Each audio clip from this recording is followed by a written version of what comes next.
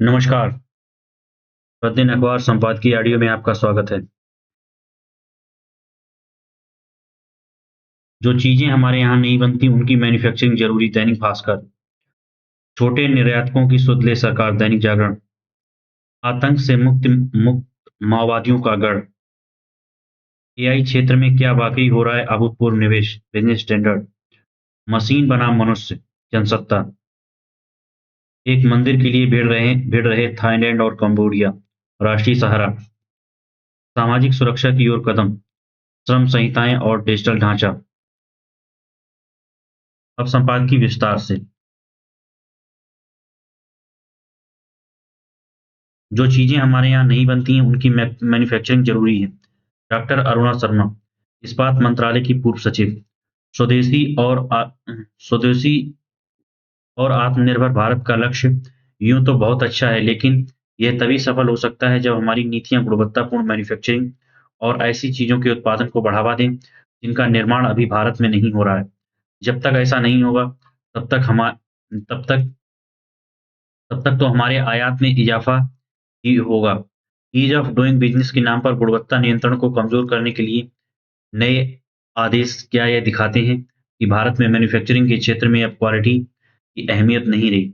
यह ना भूलें कि एशियन टाइगर्स की श्रेणी में आने वाले देश हांगकांग, सिंगापुर, दक्षिण कोरिया और ताइवान विकसित अर्थव्यवस्था तब बने जब उन्होंने गुणवत्तापूर्ण उत्पादों में निवेश किया और अपने उत्पादों की गुणवत्ता सुधारने के लिए इनोवेशन किए।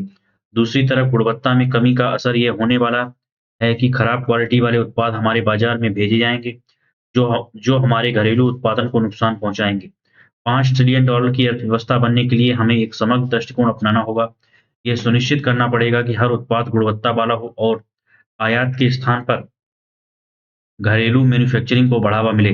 यदि दुनिया में ये संदेश चला गया कि हमारे यहाँ गुणवत्ता की कसौटी अनिवार्य नहीं है, तो भारत टेक्सटाइल, स्टील, केमिकल आधारित उत्पादों जैसे फार्मों और अन्य उपयोगी वस्तुओं की मैन्युफैक्चरिंग का डंपिंग ग्राउंड बन सकता है। वास्तव में इस तरह के अदूरदर्शी निर्देश हमारी आत्मनिर्भरता और हमारे विश्वगुरु कहलाने की आकांक्षाओं पर प्रतिकूल असर डालते हैं। घरेलू भारत में दबदबे और निर्यात के लिए उत्पादों की गुणवत्ता सबसे महत्वपूर्ण है और आयात से गुणवत्ता नियंत्रण हटाना इसी चीज को कमजोर करता है। बहरहाल, नई एकीकृत 4 श्रम संहिताएं स्वागत योग्य हैं, जिनमें गिग वर्कर्स समेत सभी तरह के श्रमिकों को शामिल किया गया है। उन्हें सामाजिक सुरक्षा देने की कोशिश की गई है, लेकिन इसमें न्यूनतम मजदूरी पर ही ज़्यादा जोर है, जबकि बेहतर जीवन सुनिश्चित करने वाली मजदूरी अभी भी अपेक्षित है। सवाल यह है कि हम ये सुनिश्चित करें कि श्रमिकों से नियमानुसार और शोषण रहित ही काम लिया जाए, या और हम पहले से नाजुक चल रहे श्रम बाजार को मजबूत करने में सक्षम बने।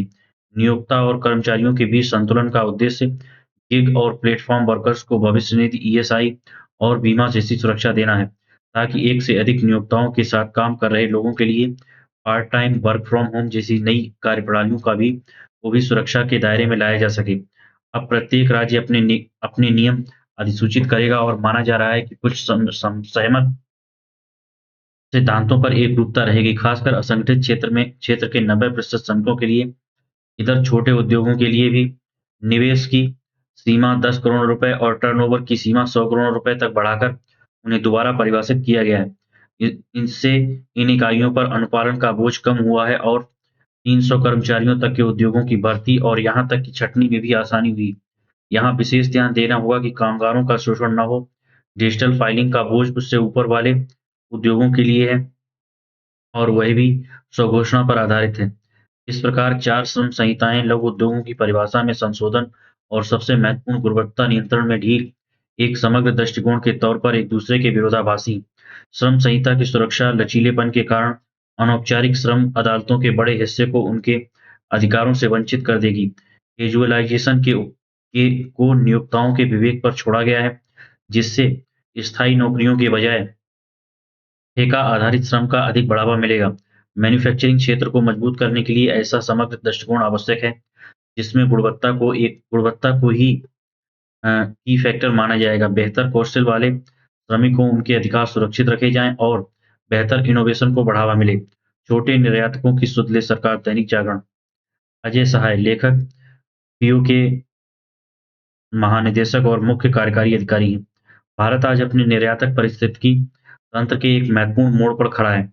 देश के 6 करोड़ से अधिक सूक्ष्म, लघु और मध्यम उद्यम एमएसएमई विश्व के सबसे बड़े कारीगर, शिल्पकार और छोटे उद्यमी समुदाय की आधारशिला है।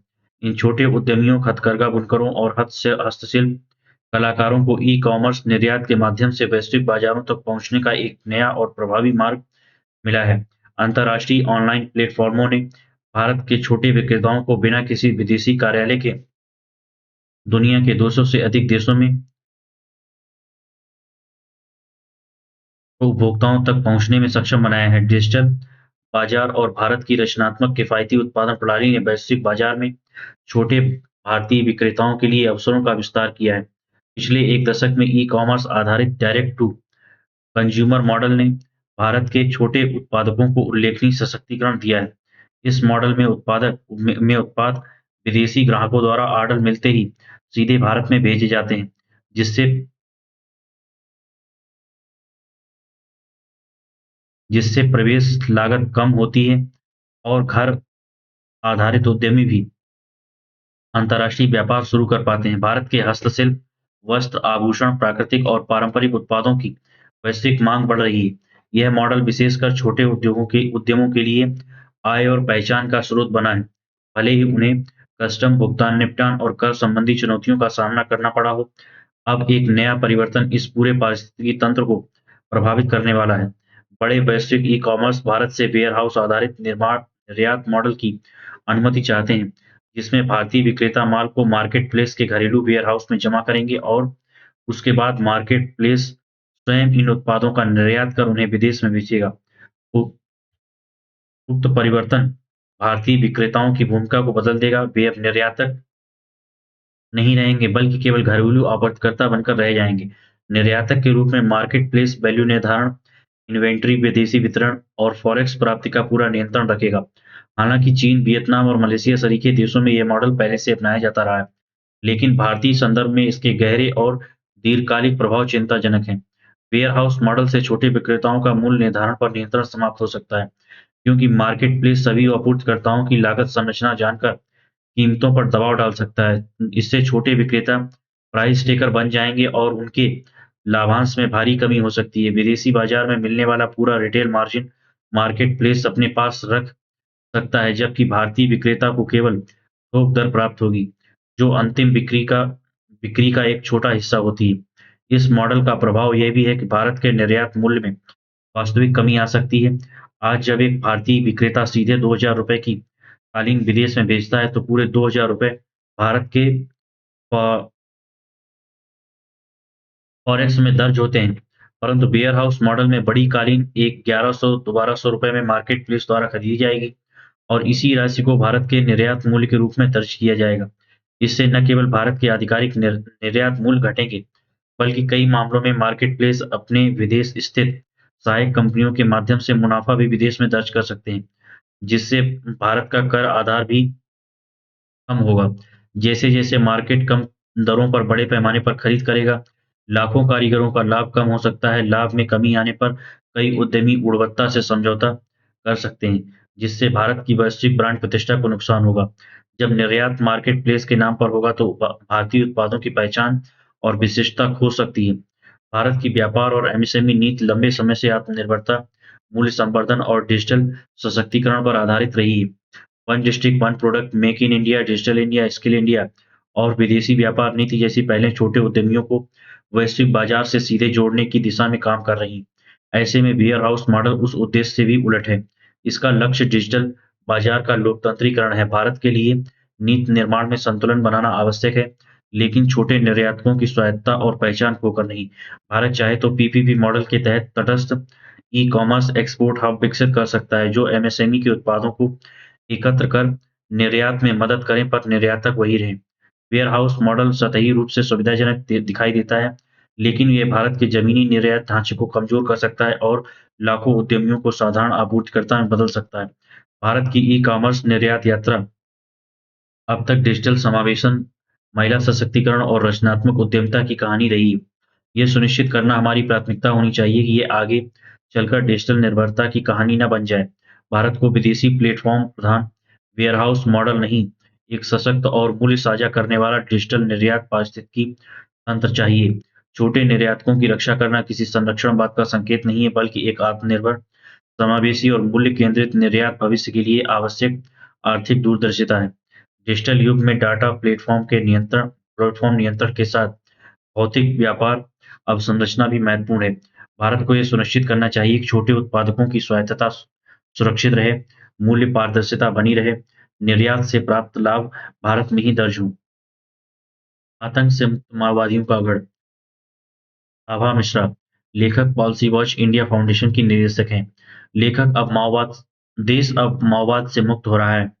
मजबूत राजनीतिक इच्छाशक्ति और सुरक्षा बलों की प्रभावकारी कार्रवाइयों की वजह से यह स्थिति बनी है। प्रधानमंत्री मोदी और केंद्रीय गृह मंत्री अमित शाह के नेतृत्व ने देश को माओवादी आतंकवाद के मुकाबले से निर्णायक दौर पर पहुंचाने की दिशा दिखाई है। एक ओर राज्य पुलिस बल के साथ केंद्रीय सशक्त पुलिस बल कदमताल करते हुए माओवादियों के गढ़ में हुंकार भर रहे हैं, माओवादियों को आत्मसमर्पण करने को मजबूर कर रहे हैं, और दूसरी ओर सरकार की योजनाओं का पूरा जोर इन क्षेत्रों के विकास और स्थानीय लोगों के पुनरुत्थान पर केंद्रित है। नतीजतन जिस लाल गलियारे में कभी हिंसा और असुरक्षा का साया मंडराया था, वहां आज विकास, शांति और विश्वास की रोशनी दमक रही है। आंकड़े इसकी गवाही देते हैं कि छत्तीसगढ़ में पिछले 22 महीनों में सुरक्षा बलों ने 487 से अधिक माओवादियों को मार गिराया है, 2240 ने आत्मसमर्पण किया है और 1833 गिरफ्तार किए गए हैं। यह सफलता अपने आप में रिकॉर्ड है। जिन इलाकों में कभी गोलियों की गूंज सुनाई देती थी, आज वहां स्कूल, सड़कें, अस्पताल और मोबाइल टावर खड़े हैं। हाल में सेंट्रल कमेटी के बड़े माओवादी नेताओं सुधाकर, बसवराजू और हिडिंबा के मारे जाने से छत्तीसगढ़ और इसकी सीमा से लगे अन्य राज्यों में माओवाद का ढांचा पूरी तरह हिल गया है। बीजापुर का कर्रेगुड़ा ऑपरेशन इस बदलाव का प्रतीक बन चुका है। छत्तीसगढ़ सरकार ने आत्मसमर्पित माओवादियों और एवं माओवाद प्रभावित लोगों को मुख्यधारा में लाने के लिए देश की सबसे आकर्षक पुनर्वास नीति लागू की है। पुनर्वास ही नहीं, राज्य सरकार की तरफ से आत्मसमर्पित माओवादियों को दी जाने वाली वित्तीय सहायता की भी इस लक्ष्य को पाने में महत्वपूर्ण भूमिका है। इसके तहत सभी आत्मसमर्पित माओवादियों को 3 वर्षों तक 10,000 रुपये मासिक सहायता की व्यवस्था की गई है। शहरी क्षेत्रों में आवासीय प्लाट और ग्रामीण क्षेत्रों में कृषि भूमि का प्रावधान किया गया है। सरकार की नीति में एक बड़ा सकारात्मक बदलाव है कि पहले सुरक्षा बलों को मिलने वाला इनाम अब आत्मसमर्पण करने वालों को दिया जा रहा है, और तो और 80% से अधिक सदस्यों के सामूहिक आत्मसमर्पण पर दोगुना इनाम घोषित किया गया है। मुख्यमंत्री विष्णुदेव साय के नेतृत्व वाली भाजपा सरकार ने सरेंडर नीति में बदलाव करते हुए वित्तीय सहायता राशि में वृद्धि की है, जिसके परिणामस्वरूप माओवादियों के आत्मसमर्पण में तेजी आई है। 15,000 प्रधानमंत्री आवास आत्मसमर्पित माओवादियों एवं माओवाद पीड़ित परिवारों के पुनर्वास के लिए निर्माणाधीन है। दूरस्थ गांवों में सड़क, स्वास्थ्य, शिक्षा, मोबाइल कनेक्टिविटी और आधारभूत सेवाएं पहले की अपेक्षा जब तेजी से पहुंच रही हैं। 403 गांवों में 81,090 आधार कार्ड, 49,239 आयुष्मान कार्ड, 5,885 किसान सम्मान निधि, 98,319 परिवारों को मुफ्त राशन मिल रहा है। 21 नई सड़कें, मोबाइल टावर, उप स्वास्थ्य केंद्र और उचित मूल्य दुकानों ने जीवन बदल दिया है। प्राकृतिक सुंदरता से सराबोर छत्तीसगढ़ का बस्तर मानो अभिशप्त था, लेकिन आज निवेश का नया गंतव्य बन रहा है। नई औद्योगिक नीति 2024-30 के तहत स्थानीय संसाधनों पर आधारित उद्योग, स्टील, फूड प्रोसेसिंग, कृषि उद्योग, डेयरी, पर्यटन और वेलनेस सेक्टर में 967 करोड़ रुपए के अधिक के निवेश प्रस्ताव आए हैं। ना नागरनार स्टील प्लांट के आसपास 118 एकड़ में नया औद्योगिक क्षेत्र चिन्हित किया गया है। एमएसएमई और सेवा क्षेत्र में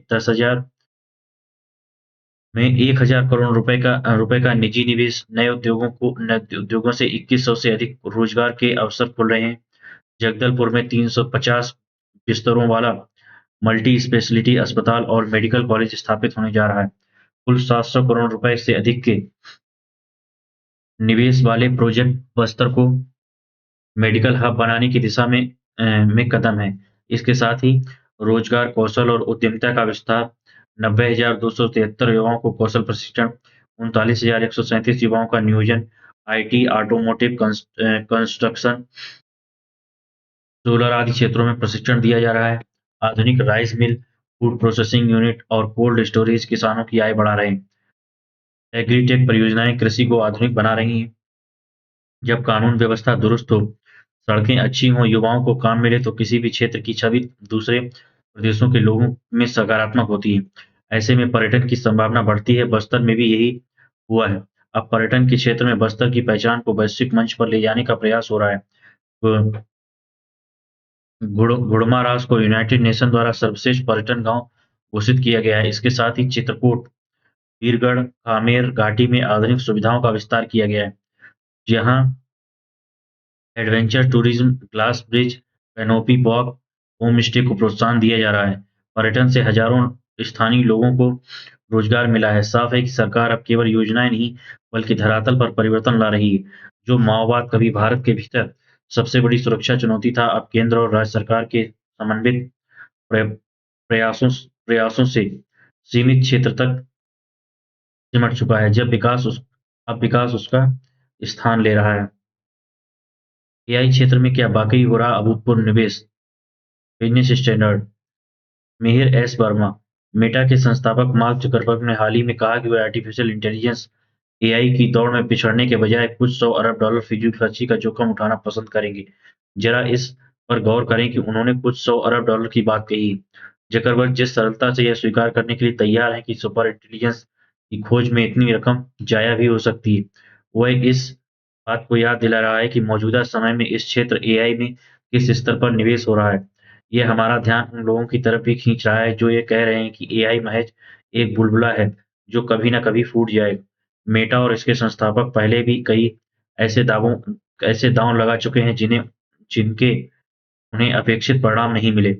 मेटावरी वर्चुअल रियलिटी परियोजना की अवधारणा मेटावर्स वर्चुअल रियलिटी परियोजना की अवधारणा अक्टूबर 2023 में जकरबर्ग द्वारा अपने नुकसान में कमी लाने से पहले फेसबुक की लगभग 46.5 अरब डॉलर नकदी ली चुकी थी। इतनी रकम अपने आप में फॉर्च्यून 500 में शामिल एक कंपनी की हैसियत के बराबर है। जकरबर्ग जिस रकम की बात कर रहे हैं वह भारी भरकम है, यानी एक बड़ी दिग्गज कंपनी की हैसियत के बराबर हो सकती है। मसलन मार्च में जनरल इलेक्ट्रिक का बाजार पूंजीकरण 213 अरब डॉलर था। यहाँ उठने वाले मूलभूत प्रश्न के दो पहलू हैं। पहली बात, बड़ी कंपनियां जैसे मेटा, गूगल, जिसका अपना मॉडल जेमिनाई है, और वह एंथ्रोपिक का भी समर्थन करती है। अमेज़न, जिसने एंथ्रोपिक को अरबों डॉलर दिए हैं, और माइक्रोसॉफ्ट, जो ओपन एआई के लाभ कमाने के उद्देश्य से गठित इकाई में सबसे बड़ी शेयरधारक है, और उसने चिप निर्माता एनवीडिया के साथ एंथ्रोपिक ने भी निवेश किया है। एआई में इतनी भारी भरकम रकम क्यों क्यों झोंक रही है? क्या दूसरी बात, क्या एआई वास्तव में ऐसी तकनीक है जिसका बड़ी विकसित अर्थव्यवस्थाओं में निवेश नियमों पर इतना अधिक दबदबा होना चाहिए? पूर्व में तकनीक को लेकर दिखी होड़ से कुछ अंदाजा लगाया जा सकता है। उदाहरण के लिए 19वीं शताब्दी में रेल को एआई की तरह ही बड़े बदलाव लाने का माध्यम समझा गया। ये यह तर्क जरूर दिया जा सकता है कि रेल के विकास से लोगों का एक स्थान से जाकर दूसरे स्थान पर बसने और नए क्षेत्रों के लिए संसाधन निष्कर्षण करने में मदद मिली है। 19वीं शताब्दी में रेलवे निर्माण की गति और इसके मॉडल को तभी समझा जा सकता है जब हम इस बात पर गौर करें कि आज भी मध्य अफ्रीका के विशाल संसाधन के मूल्य काफी कम हैं, जबकि उनका वैश्विक महत्व खाड़ी देशों के जीवाश्म ईंधन भंडार के बराबर ही माना जा सकता है। इसका कारण यह है कि समुद्र के लिए कोई विश्वसनीय रेल संपर्क नहीं है। विक्टोरिया विक्टोरिया के शासन के दौर के मध्य एक बड़ी आर्थिक ताकत रहे ब्रिटेन में निवेश के प्रतिशत के रूप में रेलवे का हिस्सा शायद आधा था। 1840 के दशक में रेल संपर्क को लेकर वहां उन्माद चरम पर चरम पर था। बाद में वर्ष 1830 में जॉर्ज चतुर्थ की मृत्यु के बाद 4 दशकों में रेत में निवेश कुल निवेश का लगभग पांचवां हिस्सा था। शताब्दी के अंत के करीब ब्रिटेन के रेलवे के बॉन्ड और शेयरों का हिस्सा घरेलू वित्तीय पोर्टफोलियो और एक चौथाई और एक तिहाई के बीच था। अमेरिका में रेलवे के विकास में तेजी से विभिन्न चरणों में 1840 के दशक 1870 के दशक के दौरान इसमें निवेश की हिस्सेदारी अर्थव्यवस्था में कुल निवेश में 40% थी। कुछ मौकों पर यह सकल घरेलू उत्पाद जीडीपी के लगभग 10% तक पहुंच गई थी। क्या इसकी तुलना मौजूदा समय में एआई को लेकर बड़ी दिलचस्पी से की जा सकती है? यह एक तरफ यह दिखाता है कि एआई में कुछ वर्षों के दौरान हुए भारी भरकम निवेश ऐतिहासिक तथ्यों से पूरी तरह से अलग नहीं है। इस वर्ष की पहली तिमाही में अमेरिका की जीडीपी में हुई वृद्धि में पूरा योगदान एआई निवेश का ही रहा होगा। लेकिन यह तब भी उनके कुल जीडीपी का केवल कुछ प्रतिशत अंक हिस्सा ही है। इसके उलट रेल तंत्र में हुआ निवेश नियमित रूप से जीडीपी के 6 से 10% तक पहुँच जाता था। दूसरी ओर जब रेल में निवेश की पहली बयार चली थी, तो उस क्षेत्र में राजस्व में कुछ समय के लिए साल दर साल 10% की वृद्धि देखी गई थी और उस क्षेत्र और अधिकांश अन्य क्षेत्रों में राजस्व वृद्धि में एक बड़ा अंतर देखा गया। जोखिम रहित परिसंपत्तियों पर लाभ की तुलना में अ, आय ने प्रतिस्पर्धा के बीच खाई बढ़ा दी। एआई के साथ भी ऐसा ही होगा, यह कहना फिलहाल मुश्किल है और इस आंधी की अधिक व्याख्या नहीं की जा सकती। शायद यही कारण है कि रेल तंत्र में बेतहाशा निवेश की प्रकृति के विपरीत एआई में मुख्य रूप से तकनीक क्षेत्र की दिग्गज कंपनियां निवेश कर रही हैं, न कि छोटे निवेशक या परिवार जमकर जिन्होंने रेल पर जमकर दांव लगाया था।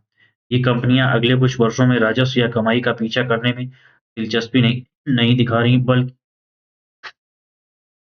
आने वाले दशकों तक इस क्षेत्र में अपना रसूख बनाए रखने की तमन्ना के साथ आगे बढ़ रही है। यह एक तरह से प्रतिस्पर्धियों को नुकसान पहुंचाने और अस्तित्व का युद्ध है, जिसमें बड़े गठबंधन एक दूसरे के खिलाफ चालें चल रहे हैं। वे प्रथम विश्व युद्ध के शुरुआती महीनों में यूरोप की प्रमुख शक्तियों की तरह हैं, जिन्हें ठीक से मालूम नहीं था कि वे क्यों लड़ रही हैं, बल्कि इतना पता था कि उन्हें लड़ना है और वे मानते हैं कि युद्ध जीतने के लिए उनके पास पर्याप्त संसाधन भी हैं। मशीन बनाम मनुष्य जनसत्ता। कोई भी तकनीक अगर मनुष्य के लिए सहयोगी की भूमिका में है, तो वह बेशक फ़ायदेमंद हो सकता है, लेकिन वह अगर आत्मनिर्भरता का मामला बनता है, तो उसके घातक नतीजे भी सामने आ सकते हैं। इस लिहाज से देखें तो समूची दुनिया में इंटरनेट के तेज़ी से विस्तार के साथ मनुष्य को अपने जीवन के विविध पक्षों के लिए बहुस्तरीय सुविधाएँ मिली हैं, लेकिन इसके नए स्वरूप ने कुछ ऐसी स्थितियाँ भी पैदा की हैं, जिनसे पार पाना अब एक अहम चुनौती है। कृत्रिम बुद्धिमत्ता यानी एआई के अलग-अलग मंचों ने आज हर एक विषय पर जानकारी हासिल करने से लेकर कई स्तर पर अपनी प्रतियोगिता की वजह से व्यापक जगह बना ली है। इसी क्रम में एक पहलू इस तकनीक के साथ संवाद भी है, जहाँ किसी व्यक्ति के अमूमन हर तरह से सवाल का जवाब मिल सकता है। ये अलग बात है कि उसके सही या गलत होने की परख के लिए इंसान को अपने विवेक को सजग रखना चाहिए। कृत्रिम बुद्धिमत्ता की इस खासियत का प्रचार-प्रसार तो बहुत हुआ, लेकिन इसकी सीमाओं के बारे में ज़्यादातर लोगों के पास ठोस जानकारी और इसके उपयोग के लिए उचित प्रशिक्षण नहीं है। यह बेवजह नहीं है कि कई बार लोग और ख़ास तौर पर बच्चे एआई के साथ संवाद के क्रम में उलझ जाते हैं या फिर भ्रम का शिकार होकर कोई प्रतिगामी कदम भी उठा लेते हैं। कोई ऑनलाइन गेम खेलते हुए बच्चों के आत्महत्या कर लेने की खबरें पहले भी आती रही हैं, लेकिन अब कुछ मामलों में एआई से संवाद को हत्या तक के लिए जिम्मेदार बताया जाने लगा है। गौरतलब है कि अमेरिका में सैन फ्रांसिस्को के के कनेक्टिकट में एक 83 वर्ष की बुजुर्ग महिला के परिजनों ने हत्या और आत्महत्या के मामले में चैट जीपीटी की भूमिका को लेकर ओपन एआई और माइक्रोसॉफ्ट के खिलाफ एक मुकदमा दायर किया है। इसमें आरोप लगाया गया है कि एआई वाले चैटबॉट ने बेटे के मन में अपनी मां के बारे में भ्रम और को इतना बढ़ाया कि उसने मां की हत्या करके आत्महत्या कर ली। अंदाजा इससे लगाया जा सकता है कि इस एआई ने हत्या करने वाले व्यक्ति के मन में सबके साथ-साथ अपनी मां के प्रति भी केवल शक और आशंका भर दी। उसे चैट जीपीटी को छोड़कर अन्य किसी की भी बात पर विश्वास नहीं रहा। इस तरह की अनेक घटनाएँ यही दर्शाती हैं कि हर बात या काम के लिए एआई या आधुनिक तकनीक पर अत्यधिक निर्भरता कैसे इंसान की संवेदना, उसके आत्मविश्वास और यहाँ तक कि विवेक को निष्क्रिय कर देती है, जिसके बाद व्यक्ति अपनी सोच समझ से कोई भी प्रतिक्रिया दे सकने में अक्षम हो जाता है। आज अपने आसपास देखा जा सकता है कि लोग आधुनिक तकनीक को ज़रूरत से ज़्यादा अहमियत देने, उसमें लीन रहने के क्रम में कैसे मानवीयता और संवेदना के मूल्यों को कोई पिछड़ा या दोयम दर्जे का मूल्य मानने लगे हैं। ऐसी स्थिति में कई बार एक शख्स किसी अन्य व्यक्ति की बातों बातों को संदेह की नज़र से देखता है या फिर उसे अधूरा मानता है, लेकिन समान संदर्भ में वह एआई की बातों को अधिक विश्वसनीय और शक से परे मानता है, जबकि एआई की सीमा उसका मशीनी होना है, जिसकी तुलना मनुष्य की चेतना और उसके विवेक के साथ नहीं की जा सकती। एक बड़े दायरे में एआई की भूमिका ज़रूर बढ़ रही है, लेकिन अभी यह जिस अवस्था में है, उसमें इस पर पूरी तरह निर्भरता के अपने खतरे हैं।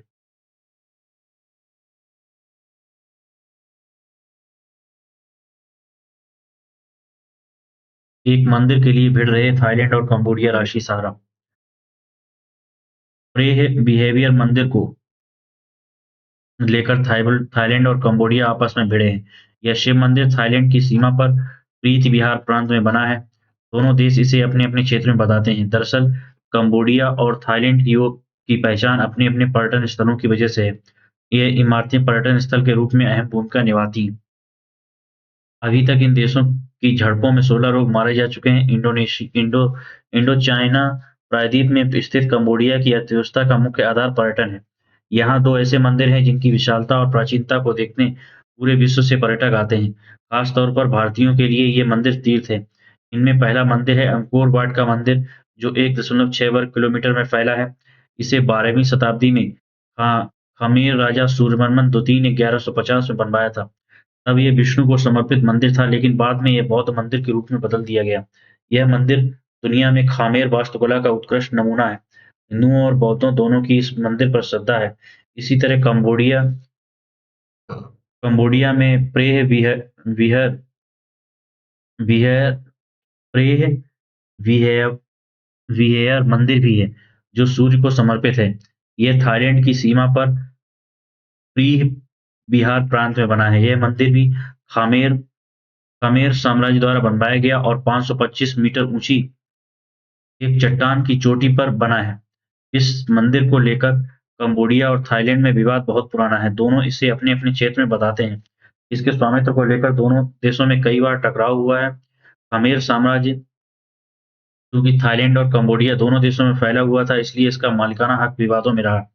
फ्रांस ने जब कंबोडिया को आज़ादी दी, तब इसे कंबोडिया के प्रीत विहार प्रांत में रखा। 800 मीटर के दायरे में फैले इस मंदिर को 1962 में हेग स्थित अंतर्राष्ट्रीय न्यायालय ने अपने फैसले में इसे कंबोडिया का बताया।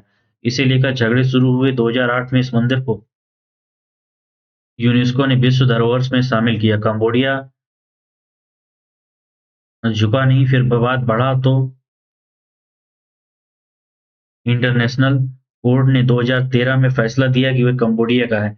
एक तरफ थाईलैंड से कंबोडिया की तनातनी, दूसरी तरफ वियतनाम भी कंबोडिया पर हमला कर चुका है। 25 दिसंबर 1978 को कंबोडिया पर वियतनाम ने हमला किया था। उस समय माना जा रहा था कि ये हमला चीन ने करवाया है। मालूम हो कि तब भारत के विदेश मंत्री अटल बिहारी वाजपेयी चीन के दौरे पर गए हुए थे।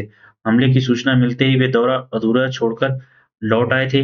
जब अमेरिका वियतनाम से लड़ रहा था, तब कंबोडिया की नरोत्तम सिंघानक सरकार ने तटस्थ रुख अपनाया। इस वजह से अमेरिका ने कंबोडिया पर भी हमला कर दिया था, लेकिन कंबोडिया को वह दबा नहीं सका।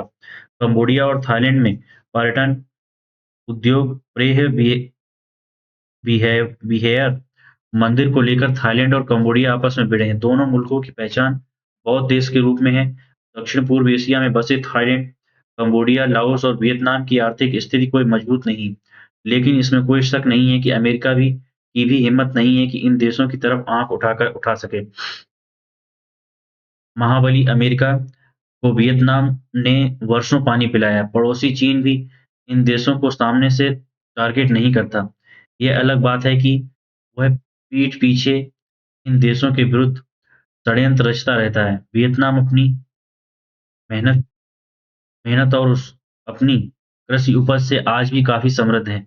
अमेरिका, कनाडा और यूरोप में इनके चावल की माँग काफ़ी है। थाईलैंड में समृद्धि आई पर्यटन उद्योग से, वहाँ देह व्यापार को कानूनी मान्यता है। कंबोडिया और थाईलैंड की पहचान अपने-अपने पर्यटन स्थलों के कारण है। भारत की सभ्यता और चाइनीज़ मूल इसमें कोई शक नहीं है कि इन देशों की आबादी मुख्य रूप से चाइनीज़ मूल की है, पर सभ्यता और संस्कृति में ये भारत के करीब रहे हैं। चोल साम्राज्य के समय बहुत से लोग यहाँ चले चले गए और विष्णु मत का प्रचार किया।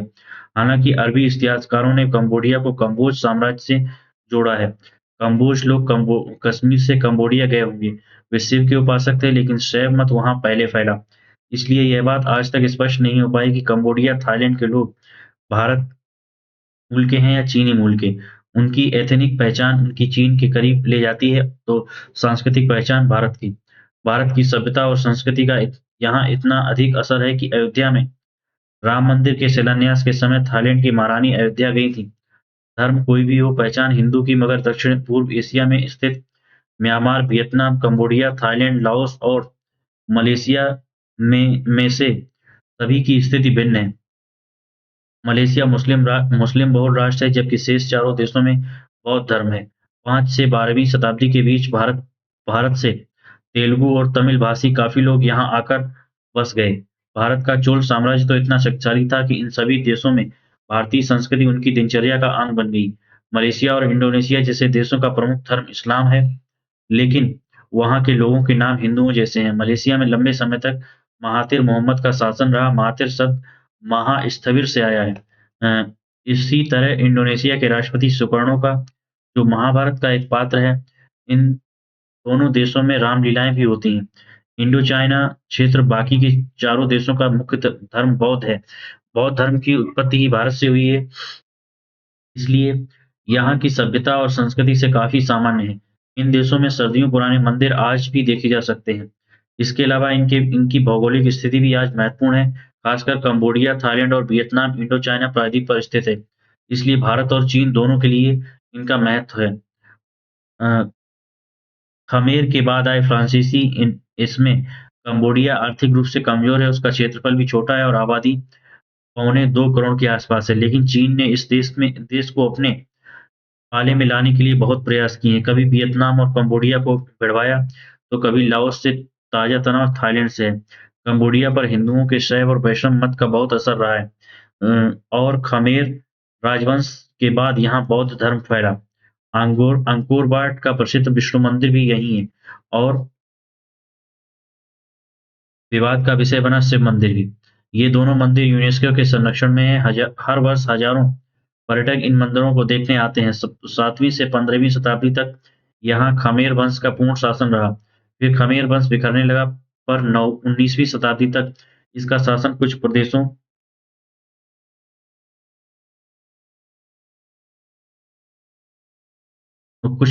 पर था। 1853 में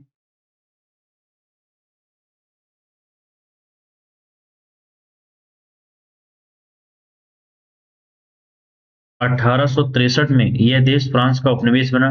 1955 में स्वतंत्र हुआ। परंपरा में वैष्णव इस बीच वहाँ काफ़ी उथल-पुथल रही। इंडो चाइना के इस द्वीप पर थाईलैंड और वियतनाम के लोग बसने लगे। यहाँ की संस्कृति पर उनका असर पड़ा। थाईलैंड की पूर्वी सीमा पर लाओस और कंबोडिया और पश्चिमी सीमा पर म्यांमार और दक्षिण सीमा पर मलेशिया है। इनका प्राचीन नाम सियाम है। थाईलैंड पर हिंदू धर्म का गहरा असर है। यहाँ के राजा को विष्णु का अवतार माना जाता रहा है। आज भी यहाँ संसदीय राजतंत्र है। यहाँ का राजपरिवार अयोध्या नाम के शहर में रहता है। हालाँकि अब यहाँ हिंदू आबादी लगभग शून्य है। कुल आबादी का 93.46% बौद्ध है और 5.37% मुसलमान, 1.13% ईसाई हैं। लेकिन परंपरा में यह वैष्णव मत के रीति-रिवाज मानता है। इसकी अर्थव्यवस्था में पर्यटन सबसे महत्वपूर्ण भूमिका अदा करती है। भारत, चीन इसकी तरफ अभी तक इन दोनों देशों की झड़प में 16 लोग मारे जा चुके हैं। इनकी झड़प भारत और चीन अ, दोनों ही देशों को परेशान करने वाला है। दोनों में लेबर सस्ती है और पर्यटन का बाज़ार है। लेकिन कंबोडिया में वेश्यावृत्ति अवैध है। उसका पर्यटन उसकी संरक्षित इमारतों के बूते है। ये दोनों इमारतें मंदिर हैं। अंकोर वाट का मंदिर तो दुनिया में सबसे विशाल है। मदुरई का मीनाक्षी मंदिर भी उससे छोटा है। इसलिए अपने प्रे बिहेवियर मंदिर को थाईलैंड से बचाना उसकी प्राथमिकता है। सामाजिक सुरक्षा की ओर बढ़ते कदम। सामाजिक सुरक्षा की ओर कदम, श्रम संहिताएँ और डिजिटल ढाँचा। जी मधुमिता दास, लेखक, श्रम एवं रोजगार मंत्रालय में अतिरिक्त सचिव और वित्तीय सलाहकार हैं। सामाजिक सुरक्षा प्रणालियाँ गरीबी कम करने, मजबूती बढ़ाने और न्याय संगत विकास को प्रोत्साहन देने में महत्वपूर्ण भूमिका निभाती हैं। सार्वभौमिक सामाजिक सुरक्षा सुरक्षा कवरेज प्रत्येक निवासी को उसकी आय, रोजगार की स्थिति या जनसांख्यिकी विशेषता विशेषता की परवाह किए बिना पेंशन, स्वास्थ्य देखभाल, बेरोजगारी भत्ता या दिव्यांगता सहायता जैसे न्यूनतम सामाजिक सुरक्षा लाभों तक पहुँच प्रदान करता है। भारत अब सार्वभौमिक सामाजिक सुरक्षा प्रणाली बनाने की दिशा में पहले से कहीं अधिक नज़दीक है। एक ऐसी प्रणाली जिसे अधिकांश राष्ट्र, यहाँ तक कि सबसे विकसित देश भी दशकों तक निरंतर निवेश और प्रयास के बाद ही स्थापित कर पाए। श्रम संहिताओं, विशेष रूप से सामाजिक सुरक्षा संहिता 2020 के माध्यम से देश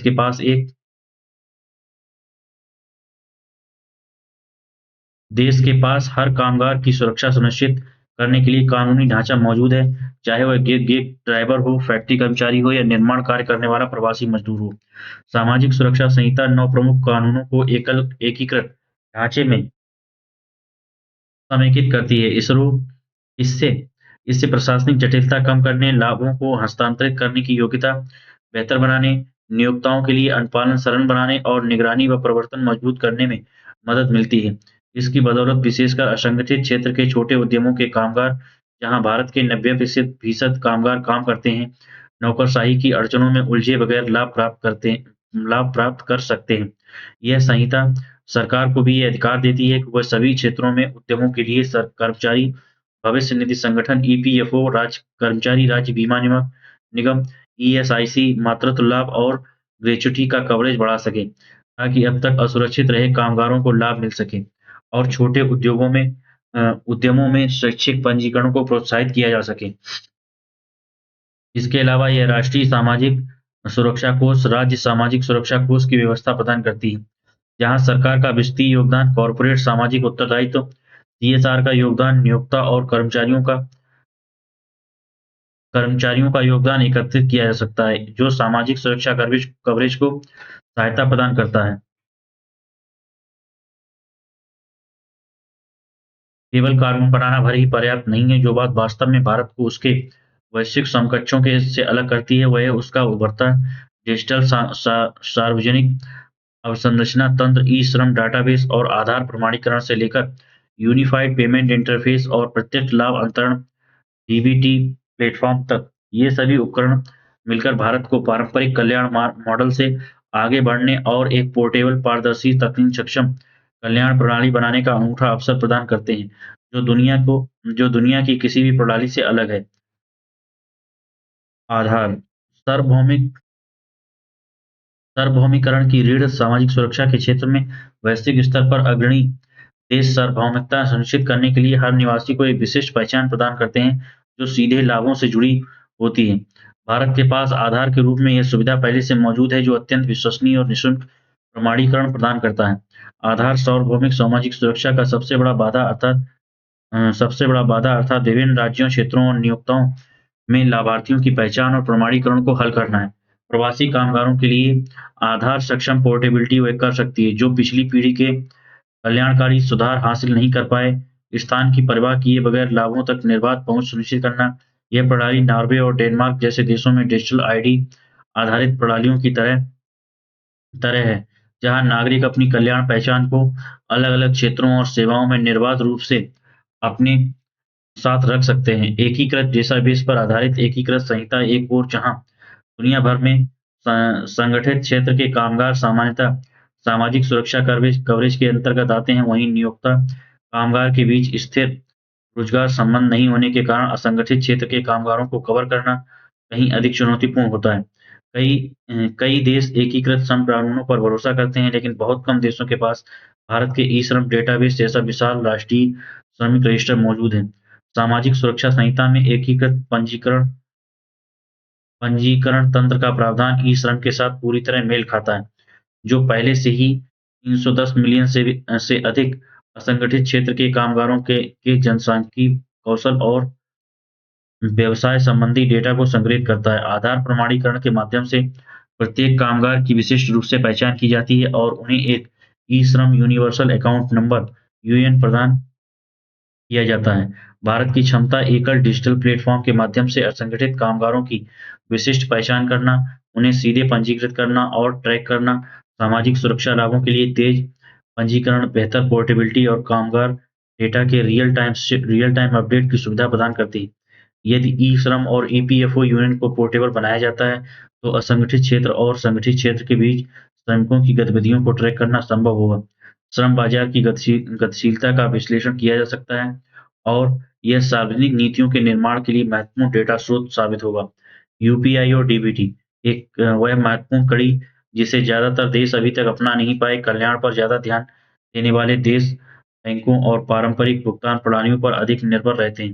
हालाँकि भारत ने दुनिया के सबसे तेज़, कम लागत वाले और इंटरऑपरेबल भुगतान नेटवर्क में से यूपीआई की पहल की है। डीबीटी के साथ एकीकृत होने के कारण भारत के पास सामाजिक सुरक्षा भुगतान को तुरंत और सीधे कामगारों के खाते में पूरे देश में कहीं भी भेज सकने की प्रमाणित क्षमता है। यह एक ऐसी क्षमता है जिसके लिए विकसित अर्थव्यवस्थाएँ भी संघर्ष करती हैं।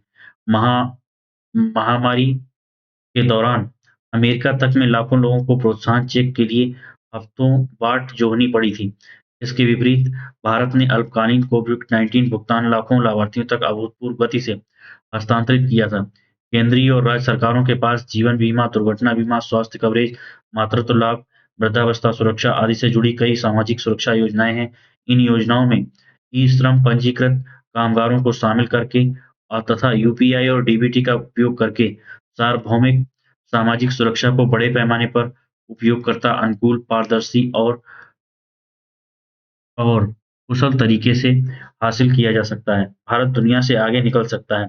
इतिहास में पहली बार भारत के पास सभी महत्वपूर्ण साधन, कानूनी ढाँचा, श्रम संहिताएँ, एक राष्ट्रीय श्रमिक रजिस्टर, ई-श्रम, एक सार्वभौमिक पहचान प्रणाली आधार, एक रियल टाइम भुगतान प्रणाली यूपीआई और प्रत्यक्ष लाभ अंतरण प्रणाली डीबीटी मौजूद है। यह संयोजन वैश्विक स्तर पर दुर्लभ है। यदि इसे सही तरीके से उपयोग किया जाए, तो भारत एक ऐसा सार्वभौमिक सामाजिक सुरक्षा मॉडल बन सकता है, जो केवल समावेशी ही नहीं बल्कि मूल रूप से डिजिटल आधारित और भविष्य के लिए सुरक्षित भी हो। एक ऐसा मॉडल जिसका अन्य देश एक दिन अध्ययन करें। सामाजिक सुरक्षा संहिता केवल एक कानून नहीं, वह यह 21वीं सदी में किसी राष्ट्र द्वारा अपने कामगारों की सुरक्षा सुनिश्चित करने के तरीकों को पुनः परिभाषित करने का अवसर है। भारत को इस अवसर का लाभ उठाना चाहिए और सुनिश्चित करना चाहिए कि श्रम संहिताएँ सभी कामगारों के लिए सामाजिक सुरक्षा सुनिश्चित करने के इस अनूठे अवसर को पूरा करें। धन्यवाद।